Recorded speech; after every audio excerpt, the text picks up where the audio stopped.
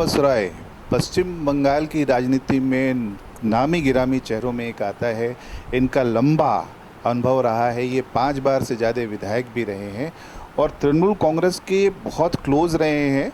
और आइए जानते हैं तापस दा से, जो इस बार मानिकतला विधानसभा से बीजेपी के प्रार्थी के रूप में चुनाव लड़ रहे हैं। तापस दा, पूरे दर्शकों की तरफ से, हमारे नेशनल इंटरनेशनल जो दर्शकों की तरफ से आपका बहुत बहुत अभिवादन है। तापस दा, आप टीएमसी में थे, कहा जाता है कि आप दीदी के बहुत क्लोज भी थे, तो ऐसा क्या रीज़न था कि आप टीएमसी से स्विच करके बीजेपी में आए? नहीं, टीएमसी में हम थे, क्लोज कभी नहीं थे, पसंद नहीं करते थे हमको, फिर भी कोई बात नहीं। पीएम का जमाना का ख़त्म करने के लिए बहुत सारे योगदान किए थे वो प्लेटफॉर्म समझ के, ताकि जो अत्याचार 34 साल से सीपीएम को हो रहा था उससे मुक्त होने के लिए। लेकिन हम लोग क्या सोचे थे, क्या निकला। बंगाल में एक मन्ना डे का गाना है, कीचे यार कीजे पेलम। एनीवे, तो I was a critic all along. समालोचना हम बहुत करते थे, पार्टी ऑफिस में, अपना क्षेत्र में, विधानसभा में, अपना घर में, स्पीकर का घर में और कई घर में। जो हो रहा है ये सही नहीं हो रहा, ऐसा होना नहीं चाहिए।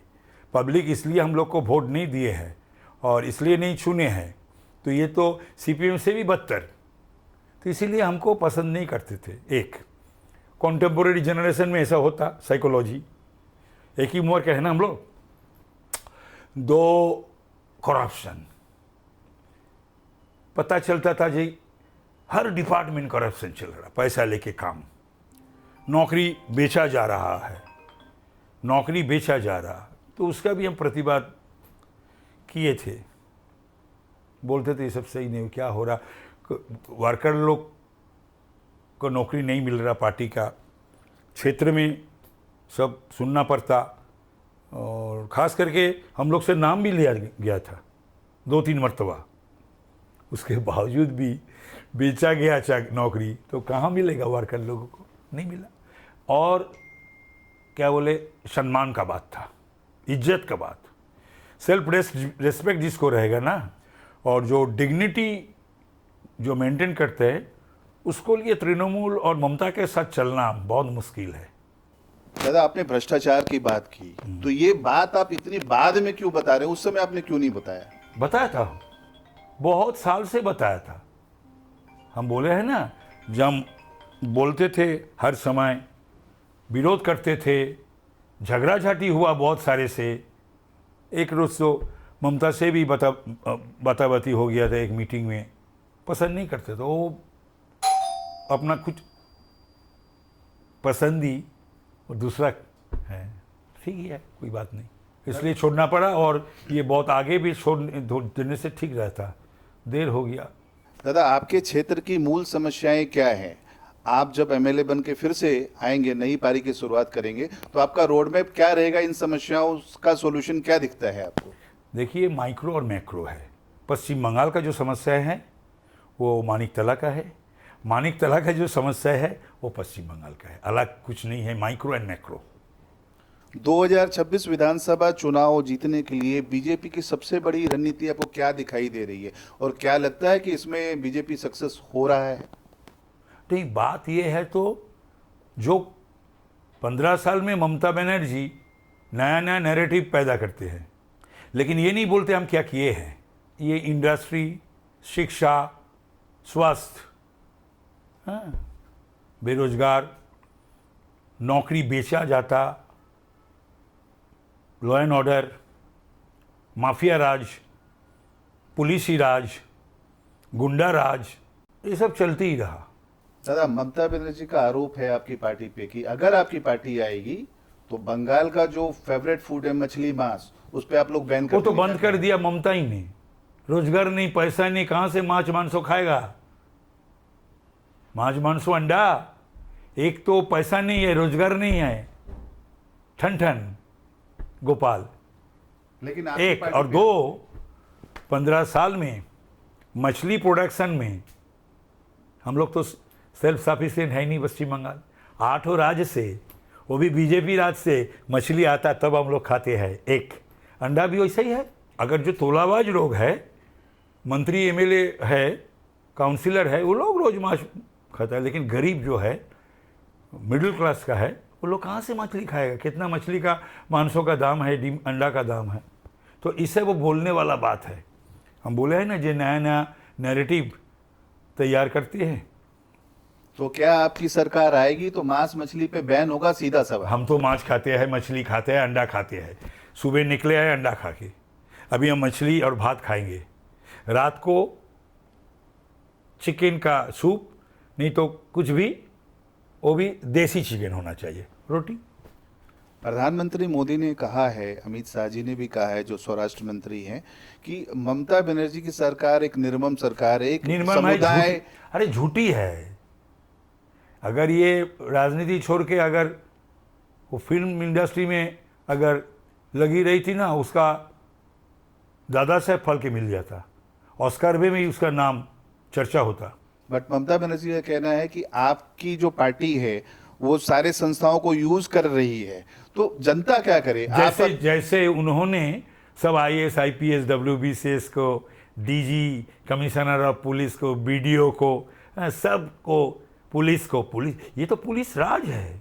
पार्टी तो पुलिस चला रहा, तो पुलिस राज है बंगाल में। दादा, अभी जो पोलिंग हुई 93% हाईएस्ट पोलिंग हुई है, वेयर एज ये एक हिस्ट्री भी बना है, तो आपको क्या लगता है ये हाईएस्ट पोलिंग SIR का जो मुद्दा था उसके अगेंस्ट में है, या आपको लगता है ये आपकी पार्टी के फेवर में है? क्या बोलते हैं आप, ये परिवर्तन के लिए है। जब पोलिंग ज़्यादा होता ना, आप देख लीजिए, तब ये हटाने के लिए, परिवर्तन के लिए। एक 2013 से 11 में आए ना ममता, 2013 से जितना भी चुनाव हुआ, चाहे वो पंचायत हो, पुरसभा हो, यानी कॉरपोरेशन, म्यूनिसिपैलिटी, विधानसभा, लोकसभा, ऐसा कोई चुनाव हुआ जहां लूट नहीं हुआ, खून नहीं गिरा, लाश नहीं गिरा? ऐसा कोई चुनाव हुआ 13 साल? हिंदू को लेके उन्होंने जो बातें कहती हैं उसके खिलाफ, वो हरगोविंद दास, चंदन दास, जो मौत हुआ था, वो CPM में करते थे, ठीक करते थे। सभी तृणमूल करेगा नहीं। मल्टी पार्टी सिस्टम में, ये डेमोक्रेसी में कोई भी कुछ करे, सबको तृणमूल करना पड़ेगा। तो तृणमूल का गुंडा लोग ने हिंदू होने के नाते बाप बेटा को काट दिया, मार दिया जान से। तो क्या आपका ये आरोप है कि वो दूसरी पार्टी करते थे इसलिए उनको मार दिया गया? दूसरे पार्टी नहीं, हिंदू होने के नाते मार दिया गया। हिंदू होने के नाते? हिंदू होने के नाते। तो ममता बनर्जी का कहना है कि बहुत अरेस्ट भी हुआ। कुछ नहीं हुआ, बहुत अरेस्ट हुआ। उधर जब IG साउथ बंगाल था, सुप्रीम, उसको ला के CP करके बैठा दिया था कलकत्ता पुलिस में, और प्राइज पोस्टिंग देते हैं, प्राइज देते हैं उसका। ऐसा काम जो लोग करते हैं। तो आपका सीधा आरोप ममता बनर्जी पे है कि एक हिंदू की हत्या हुई, उस पे ममता बनर्जी की तरफ से कोई एक्शन लिया नहीं गया? मिले नहीं, गए नहीं। और बात यह है कि वो ईद का नमाज में जाके बोलते हिंदू गंदा धर्म, कभी बोलते ये लोग हमको दूध देते हैं, यानी माइनॉरिटीज़, दूध का मतलब वोट देते हैं, तो इसको लात खाना पड़ेगा। तुम दूध पीते हो, तुम लात खाओ। पश्चिम बंगाल का जनता जनार्दन क्यों लात खाए? तैयार नहीं है लात खाने के लिए। एक इसकी भयंकर बात बोला, जो वो माइनॉरिटी लोग हम लोग को, हिंदू लोग को घेर लेंगे, मुसलमान लोग, और 1 सेकेंड में हम लोग को 12 बजा देंगे। ये बर्दाश्त होता? हम तो हिंदू है, आउट एंड आउट। तो ऐसा बात सुन के, और जितना बातें मंत्री लोग, MLA लोग हिंदू के खिलाफ, हिंदू का विरोध करते हैं, तो ये सब तो बर्दाश्त करने वाला बात है नहीं। दादा, राज्य में हमेशा से कानून व्यवस्था को लेकर आपकी पार्टी ने सवाल उठाए हैं। आप जब MLA बन के भारतीय जनता पार्टी से नई शुरुआत करेंगे, तो उसी कानून व्यवस्था को आप कैसे संभाल पाएंगे? क्योंकि आपकी पार्टी का आरोप है कि कानून व्यवस्था पूरी तरह बिगड़ी हुई है। एकदम सही बात है। तो कानून है कुछ, आप कैसे संभालेंगे उसको? लॉ ऑफ द लैंड, हिसाब, कॉन्स्टिट्यूशन सब है। और पुलिस तो अपना हिसाब। और ये दुख की बात है, जो पुलिस रिश्वत लेते हैं, नई बात नहीं है, लेकिन पुलिस कोई पॉलिटिकल पार्टी के लिए, शासक दल के लिए पैसा उठाते हैं, उठा के देते हैं, ये हम कभी नहीं देखे हैं, सुने हैं। ये इस ज़माने में हो रहा है। दादा, केंद्र की कई सारी योजनाएं हैं, तो क्या इन योजनाओं का लाभ बंगाल में जो यहाँ के वासी हैं उनको मिल रहा है या नहीं मिल रहा है? नहीं मिल रहा, वंचित है, क्योंकि ममता बनर्जी खाली झगड़ा करते हैं, जो करना नहीं चाहिए। दूसरा, राज्य में कितना तरक्की हुई, छीन के लाई भी है कितना चीफ मिनिस्टर्स अपना राज्य के तरक्की के लिए, लेकिन ममता बनर्जी खाली झगड़ा करते रह गए। लेकिन ममता बनर्जी का आरोप है कि 2 लाख करोड़ बीजेपी गवर्नमेंट ने स्टेट गवर्नमेंट का अभी तक पैसा दिया नहीं। क्या सच्चाई है इसमें? नहीं, सच नहीं, गलत है, गलत है, झूठ है। पैसा का हिसाब तो देना चाहिए, नहीं मांगने से भी, मांगने से नहीं देते हैं, ये तो सही नहीं है। और लाखों करोड़ों करोड़ों करोड़ों अरबों रुपया तहस नहस हुआ, तो उसका जवाब कौन देगा? सेंट्रल गवर्नमेंट ना स्टेट गवर्नमेंट? एक ग्राउंड रियलिटी पे जब हमारी टीम सब जगह जा रही है तो कई सारे ऐसे मुद्दे उठ रहे हैं जिसमें कि करप्शन का भी मुद्दा खासतौर से आपकी सरकार, आपकी पार्टी ने भी उठाया है, जिसमें भर्ती घोटाला एक बड़ा मुद्दा उठाया है। तो इसकी सच्चाई क्या है? घोटाला पर घोटाला, घोटाला पर घोटाला, इतना घोटाला बोला नहीं जाएगा, घोटाला सरकार है। आपने स्विच किया था 2024 में, उस समय आप चाहते तो कुछ दिन और एमएलए बने रह सकते थे, मंत्री बने रह सकते थे। सब कुछ छोड़ के आए हैं। क्या रीजन था कि आप 2024 में क्यों छोड़े? अभी छोड़ते, दो साल उससे और आगे भी छोड़ने से अच्छा रहता, बोला तो पहले ही, उससे पहले छोड़ने से ही अच्छा रहता। तो थैंक यू तापस दा, आपने हमारे व्यूअर्स का जवाब दिया। आपको बहुत बहुत शुभकामनाएं, आप जीत के आए, हम फिर से मिलेंगे।